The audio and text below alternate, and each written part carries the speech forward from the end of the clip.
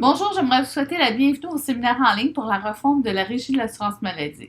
Au cours de ce séminaire, je vais vous faire la présentation des changements et vous expliquer les grandes lignes aussi de la facturation à la Régie avec le module CIRA. On vous a fait parvenir un document préparatoire pour la mise à jour.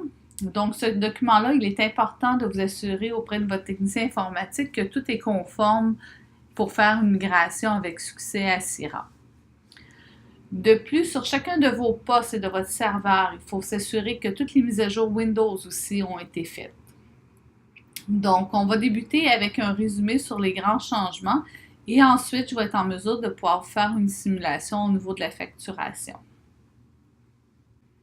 Donc, pour tous les services qui seront rendus à compter du plus tard le 1er avril 2018 ou à compter du moment où vous allez avoir installé la version, tous ces services-là vont être facturés dans le nouveau système de facturation à l'AC avec CIRA. Donc, l'ancien système n'acceptera plus les facturations des services.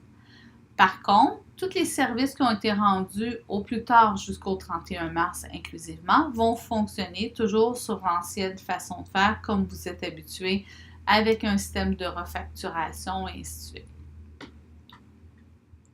Dans le nouveau concept, vous allez remarquer qu'il y a une augmentation du nombre de lignes par facture.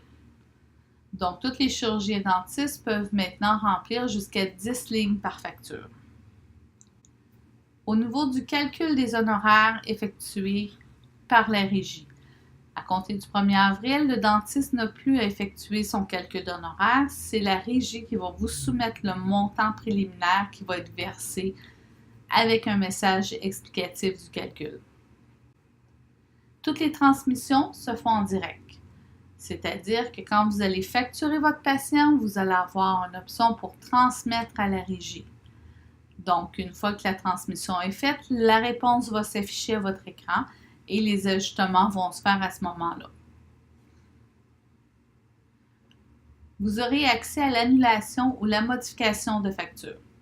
Dans votre dossier patient, vous allez avoir un onglet où vous aurez accès à annuler ou modifier des factures et les retransmettre à nouveau au niveau de la Régie. Pour la refacturation, il n'y aura plus de refacturation, ça n'existe plus dans le nouveau système. Donc, toutes les factures qui sont transmises à la Régie à compter du 1er avril seront traitées en direct, donc il n'y a plus de refacturation.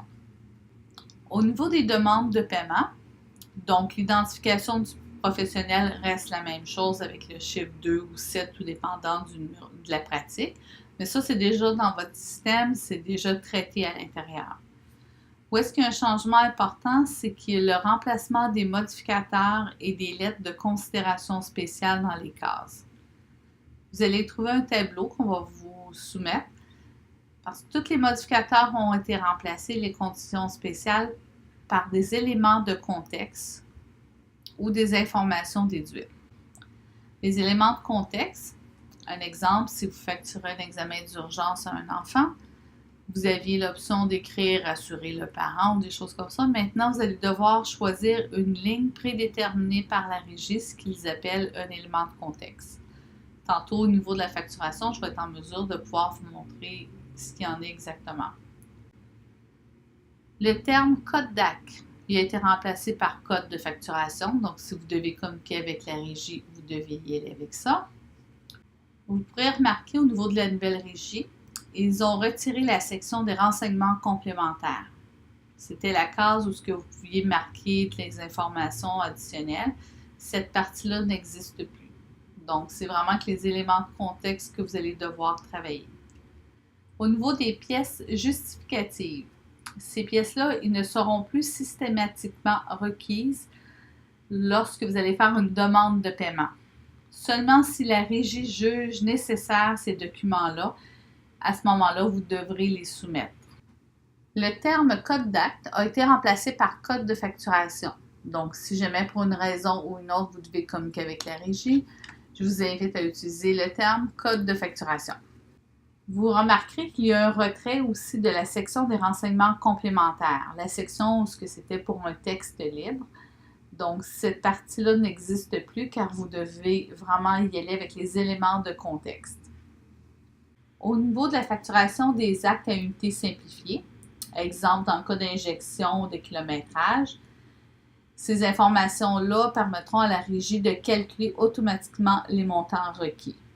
Le numéro d'assurance maladie fictif a été aboli aussi dans certains cas. Donc, vous pourrez vous référer aux documents de la régie. Tout comme avant, vous allez avoir un numéro de facture à la régie. Ce numéro-là va être un numéro de référence dans le cas où vous devez communiquer les informations avec la régie de l'assurance maladie. L'état de compte va être un peu différent étant donné que les deux systèmes vont être en parallèle sur le même formulaire, mais ce n'est pas quelque chose que vous allez être complètement perdu, vous allez vous y retrouver très très facilement. Donc, la prochaine étape, ce que je vais faire, c'est que je vais vous montrer comment accéder à la facturation au niveau de la régie de l'assurance maladie avec le nouveau système et de compléter surtout les tableaux pour soumettre vos transactions.